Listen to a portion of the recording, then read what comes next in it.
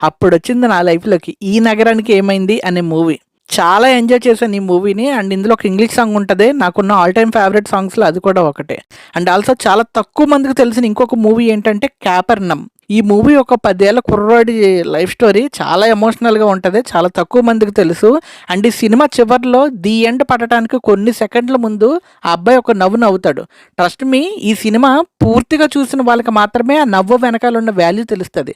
ఆ పిల్లోడు ఒక్కసారి నవ్వగానే మన కళ్ళంట నీళ్ళు సర్రని జారిపోతాయి. సో ఇలా చెప్పుకుంటూ పోతే ఇలాంటి ఫీల్ గుడ్ మూవీస్ చాలా చూసాను. Like 'Shawshank Redemption', 'Dia', 'Ponyo', 'inside out part 1' and తమిళ్లో ఒక మూవీ ఉంటది. అది 'కేడి' అని ఒక ముసలి తాతయ్య మూవీ ఉంటది. చాలా ఎమోషనల్‌గా ఉంటది అది. అది కూడా. సో ఇలాంటి మంచి మంచి కంటెంట్స్‌తో నా లాక్‌డౌన్ అంతా గడిచిపోయింది. అండ్ కెరీర్ మీద పెట్టాల్సిన ఫోకస్ వీటి మీద పెట్టినందుకు ఫ్యూచర్ కూడా గుడిచిపోయింది.